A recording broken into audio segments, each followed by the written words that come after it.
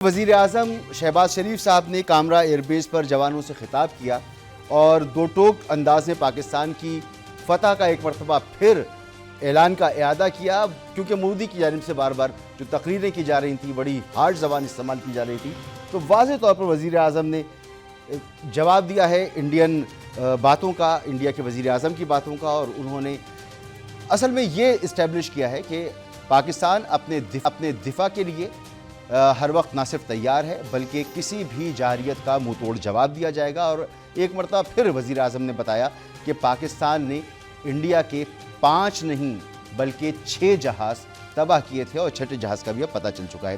اس کے علاوہ ایک اور سلسلہ جو مسلسل جاری ہے وہ ہے بین الاقوامی میڈیا کی جانب سے، عالمی کمیونٹی کی جانب سے پاکستان کی اس بہترین آپریشن بیان المرصوص کی جو کامیابی ہے اس کا اعتراف کیا جا رہا ہے۔ بین الاقوامی جریدے دی ڈپلومیٹ نے پاک بھارت جنگ میں پاکستان کی سفارت اور بھارت کی ناکامی کو تسلیم کیا ہے۔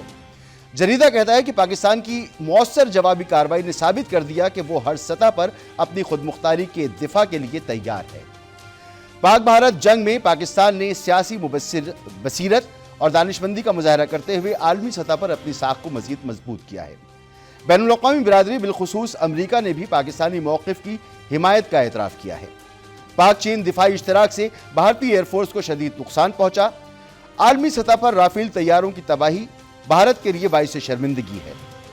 بھارت پہلگام حملے میں پاکستان کے خلاف کوئی ٹھوس ثبوت پیش نہ کر سکا۔ پاک فوج کی حکمت عملی اور عالمی سفارتی حمایت نے بھارتی غرور خاک میں ملا دیا۔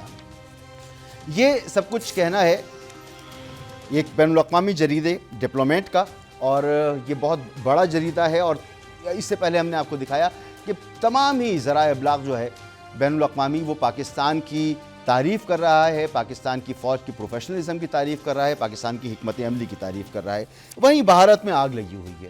مودی صاحب جو ہے وہ تقریر کرتے ہیں اور کہتے ہیں کہ انہوں نے سیز فائر پاکستان کی منت سماجت کرنے پہ کروایا، حالانکہ دنیا یہ مانتی ہے کہ بھارت نے کوششیں کی۔ خود بھارت میں ان کی جو تجزیہ کار ہیں، ان کے جو وار اینالسٹ ہیں، وہ بتا رہے ہیں کہ انہوں نے جاپان سے لے کر امریکہ اور امریکہ سے لے کر UAE اور سعودی عرب اور نہ جانے کس کس ملک کو فون کیا پہلے ہی جو انہوں نے جارحیت کی تھی اس کے بعد ہی کہ خدا کے لیے سیز فائر کرایا جائے اور پاکستان ہم پر اٹیک نہ کرے، لیکن پاکستان نے جواب دینے کا فیصلہ کیا تھا تو پاکستان نے جواب دیا۔ راج ناتھ سنگھ جو ہیں ان کے دفاع انڈیا کے، وہ یہ کہتے ہیں کہ پاکستان ایک ایسی ریاست نہیں ہے کہ اس کے پاس ایٹمی صلاحیت ہونی چاہیے، تو اس کی ایٹمی صلاحیت پر روک لگایا جائے۔ جناب والا، اس جنگ میں جو ایک اور بات نکل کر سامنے آئی ہے اور پوری دنیا کے سامنے آئی ہے، اور پاکستانیوں نے بھی اس کو سمجھا ہے، جو اس سے پہلے یہ سمجھتے تھے کہ پاکستان کا نیوکلیئر تھریش ہولڈ بہت کم ہے، تو اب ثابت ہو گیا ہے کہ پاکستان کا نیوکلیئر تھریش ہولڈ انڈیا سے زیادہ ہے۔ پاکستان صلاحیت رکھتا ہے کہ بھارت کے طیاروں کو، ان کے دفاعی نظام کو، ان کے انفراسٹرکچر کو جہاں چاہے، جب چاہے، جس وقت چاہے، جیسے چاہے اپنی مرضی پر نشانہ بنا سکتا ہے، لیکن بھارت کے پاس یہ صلاحیت نہیں ہے۔ انہوں نے ایک جارحیت کی، اس کے بعد ان کو ڈرون بھیجنے پڑ گئے، ان کو اپنے جہاز گراؤنڈ کرنے پڑے۔ انہوں نے برہموس کا حملہ کیا اور لینڈ ٹو سرفیس میزائل تھا، جو یہ ثابت کرتا ہے کہ آپ کا نیوکلیئر تھریش ہولڈ کم ہے اور پاکستان کا زیادہ ہے۔ تو پاکستان ایک ذمہ دار ملک کے طور پر سامنے آیا ہے، امن پسند ملک کے طور پر سامنے آیا ہے، اور پاکستان نے عالمی سطح پر اپنی سٹینڈنگ کو بہتر کیا ہے، جبکہ بھارت نے ہر سطح پر، ہر مقام پر اپنی اہمیت کو کم کیا ہے۔ اب آ جاتے ہیں ذرا ملک کے معاملات کی طرف۔ میں آپ کو ایک گفتگو سنانا چاہتا ہوں مریم نواز صاحبہ کی۔ انہوں نے آج خطاب کیا اور خطاب کرتے ہوئے جو گفتگو کی وہ ذرا سنیے۔ نفرت کی سیاست ختم ہوئی ہے تو آپ دیکھو کہ ملک کتنا ترقی کر رہا ہے۔ اللہ تعالیٰ کی مدد کبھی بھی بدنیت لوگوں پہ نہیں آتی۔ اللہ تعالیٰ کی مدد کبھی بھی تقسیم کرنے اور تقسیم ہونے والوں کے لیے نہیں آتی۔ وہ تمام دنیا جس نے یہ کہہ دیا تھا کہ پاکستان ڈیفالٹ کر جائے گا، اللہ نہ کرے، آج وہ کیا لکھ رہے ہیں؟ وہ یہ لکھ رہے ہیں کہ پاکستان کی اکانومی آج ایک معجزہ بن گئی ہے، اور یہ معجزے سے کم نہیں ہے کہ 40% پہ مہنگائی پہنچی ہوئی تھی، آج 0% پہ مہنگائی آ گئی ہے۔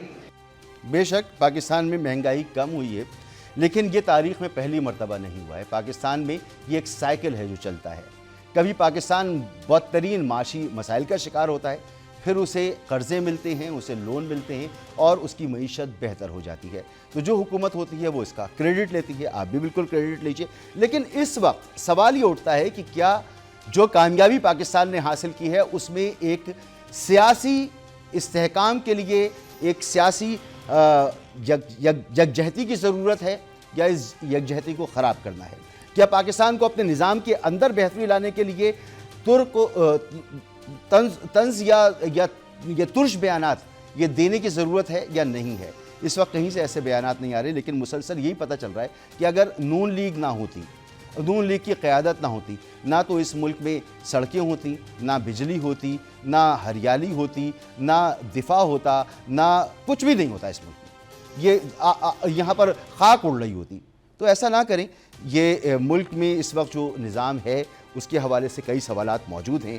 یہ سوال بھی موجود ہے کہ حکومت کیسے وجود میں آئی، یہ سوال بھی موجود ہے کہ الیکشن کیسے ہوئے، یہ سوال بھی موجود ہے کہ عدلیہ کے حوالے سے جو قانون سازی کی گئی وہ کتنی شفاف ہے۔